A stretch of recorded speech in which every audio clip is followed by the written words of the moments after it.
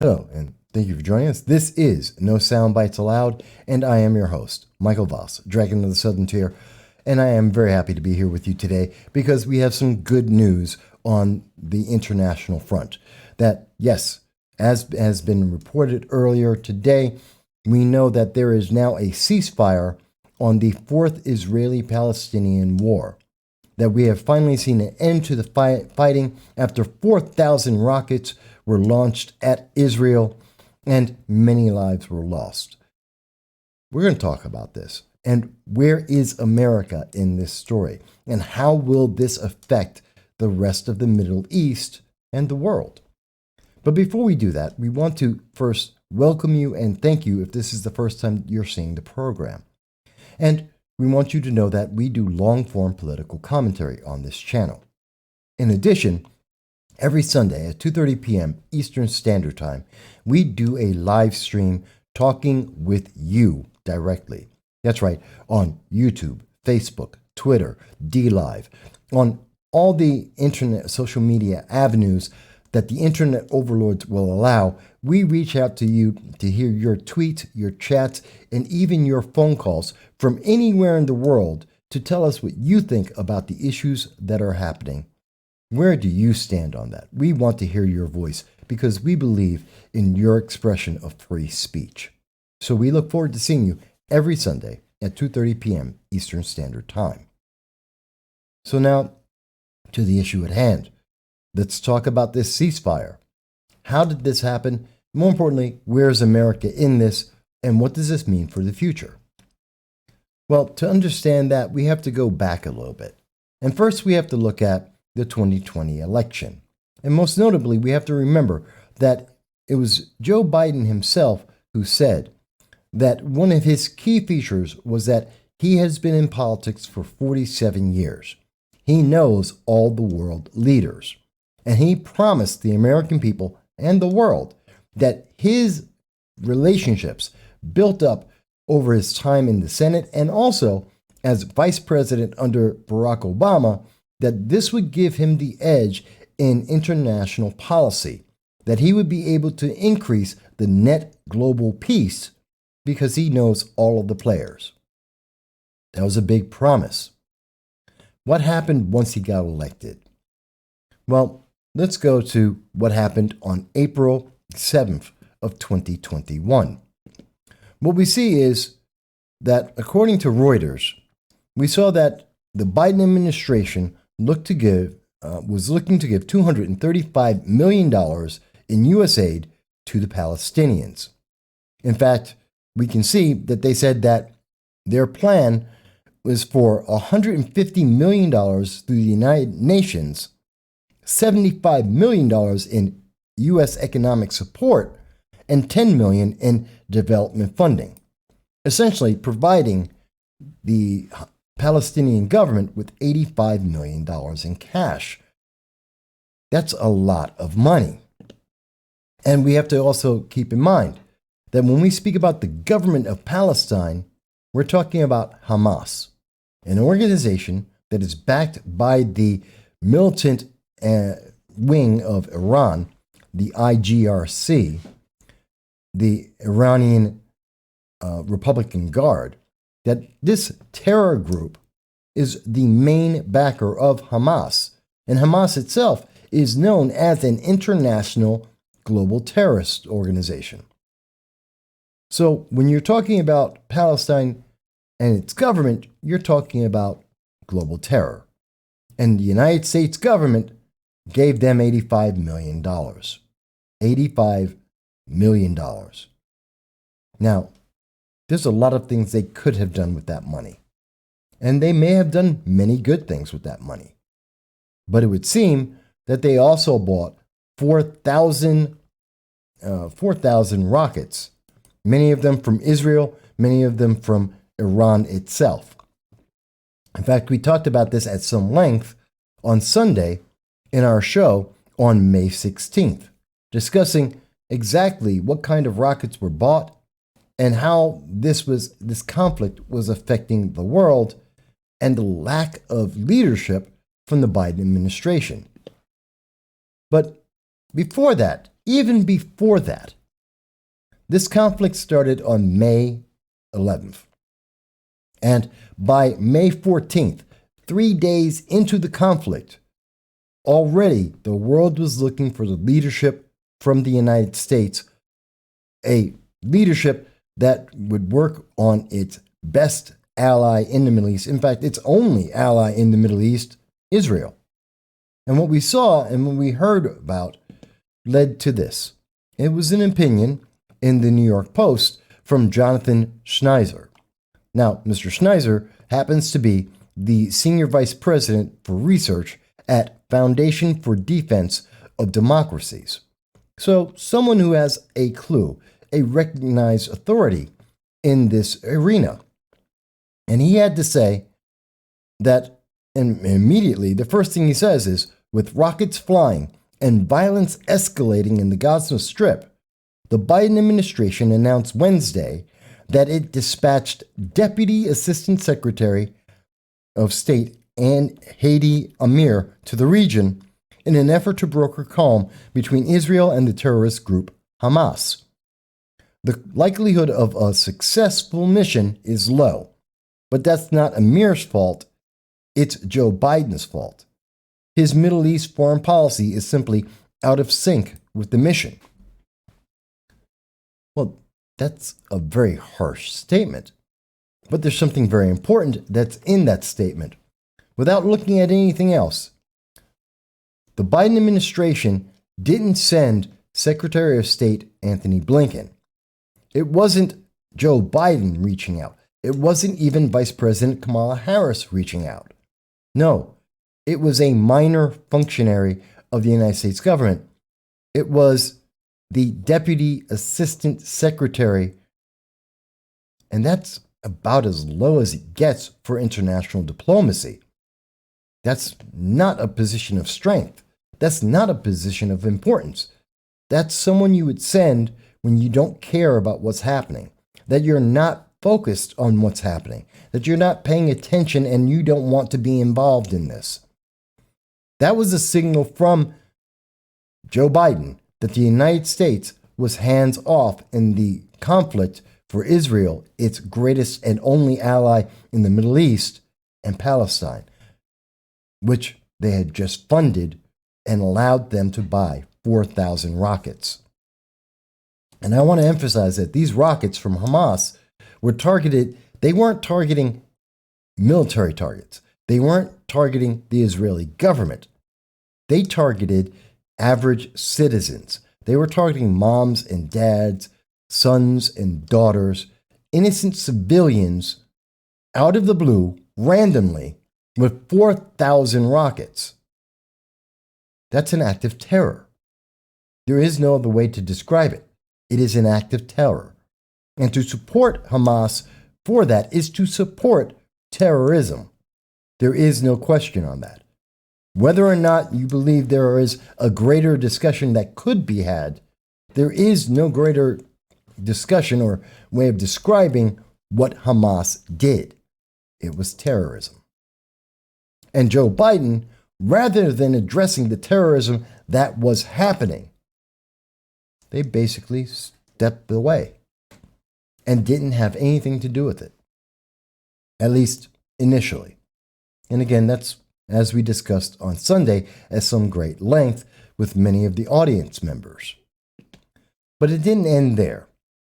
You see, the conflict continued. And up until last night, the conflict was unabated. And Joe Biden did make 6 phone calls to Netanyahu. Not to great avail, though. In fact, as we can see in this article from the Associated Press, which was released today, May 21st, it's noted that the United States, Israel's closest and most important ally, initially backed what it said was Israel's right to self-defense against indiscriminate rocket fire. That came earlier last week, when we saw that the United States first questioned and criticized Israel for blowing up a building that Hamas was hiding in, that also happened to hold offices for the AP and as well as Al Jazeera. And the United States was given evidence of why Israel attacked that building because of Hamas being in there, that terrorist organization that was firing rockets indiscriminately at its people. Then, as the conflict continued, the United States started to bend towards progressive politics and the pressure from the progressive wing of the Democratic Party. And they started to criticize Israel. And thus, as the article goes on to say, in a rare public rift, Netanyahu on Wednesday briefly rebuffed a public call from President Joe Biden to wind things down. That's interesting. That the greatest ally to Israel is the United States. And when Joe Biden was speaking to Israel, Israel said, "Go away." They said, "We don't want to talk to you, that we're busy, and that you had already decided this wasn't important." Because I think it's directly tied together. We sent a minor diplomatic functionary and signaled we didn't want to be involved in the conflict. Joe Biden signaled he didn't want to be involved in the conflict. He made no overtures to speak about this publicly or officially. And he didn't want to be involved. No, and I will prove that in just a moment. But it was something that was very clearly understood. And that's why Israel reacted the way it did. In fact, we know that, according to NPR, as of May 20th in the evening, just before the announcement was made internationally, Joe Biden was crediting his team for quiet diplomacy in a ceasefire plan between Israel and Hamas, which would make you think that the United States was integral in this, that the United States had some level of importance, except they didn't at all. This was an Egyptian brokered ceasefire. This was done by Egypt, not the United States, not a coalition with the United States and Egypt, not even a mention of the United States. This was done by Egypt itself. And the United States, well, they were pretty far away. They were nowhere involved. According to NPR, in fact, Biden's Thursday evening statement was the first time he delivered formal remarks in the 11 days of fighting. We were about as outside of this conflict as is possible. And that's troubling. In fact, if we look at what was being said today by NBC News, for Biden, foreign policy has taken a backseat to domestic affairs. Well, that's interesting. It was on May 21st today at 8:50 a.m. by Chuck Todd, Mark Murray, and Carrie Dan. Well, these aren't conservatives. These aren't conservative think tanks. This is on anything but a conservative channel, NBC. This is from the left. And they state, Biden's approach was driven by a singular goal: to end the violence as soon as possible so he could train his focus back onto his domestic agenda. NBC's Carol E. Lee, Mike Memoli, Ayman Moy, I can't pronounce his last name, I apologize, and Andrea Mitchell. Well, that's from the left. So the left recognized that Joe Biden was not involved. He didn't care. He left our greatest ally alone in the wind to deal with this conflict.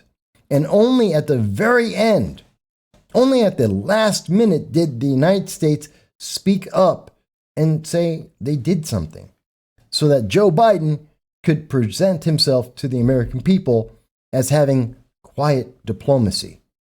Quiet diplomacy, something that we would equate to not effective at all, hardly trying kind of diplomacy. And we're not the only ones that think so. In fact, it's something that the left recognizes as well. If we look at from The Economist. As ceasefire is reached in Gaza, Barack Obama's former Deputy National Security Advisor, Ben Rhodes, tells Anne McAvoy that Joe Biden needs to be bolder when it comes to conflict. Here are his words on this conflict. There's an old set of talking points. I used them myself. They felt stale to me when I was in government, and I would say things like, Israel has a right to defend itself, and both sides need to do this, and we support a two-state solution. That felt increasingly detached from reality when I was in government. Now it feels completely detached from reality. And so my disappointment is more, look, I don't expect them to solve this problem anytime soon, if at all, given how challenging it is. I do think that there is room for the United States to be publicly calling for a ceasefire earlier in circumstances like this, where the civilian toll in Gaza is so horrifying, and to be a little more honest about what's happening on the ground. So there you have it. It's from the far left position, the Obama administration, from the left wing of the Democratic politics. They even recognize it, that Joe Biden is participating in detached reality, in politics for the Middle East that do not fall in sync with what is actually happening. And we see that this is part of a larger plan, that the United States funded Palestine through, and that means Hamas, and Hamas bought rockets, 4,000 of them. The United States is in negotiations right now with Iran, the leader of global terror in the world. And we know that in the past, when we did this, and we gave money to Iran for the promise of not building a nuclear missile, that global terror increased. That, according to John Kerry at the time, we literally gave money to global terrorism. The United States funded global terrorism. And now we see that the Biden administration is doing the exact same thing again. Which leaves us with the question about what's going to happen to the Middle East. We know the facts of what's happened. The United States has weakened its position with its greatest ally in the Middle East. We have more troops in the Middle East, in Syria in particular, that we are more involved in the Syrian civil war than we have been in several years. We are currently courting Iran, the leader of global terror in the world, a nation that has promised to destroy the United States, regardless of whether Democrats or Republicans happen to be in charge. And we know that they use the funds that we provide to them to be able to increase the net global terror in the world. None of these actions increase the global peace.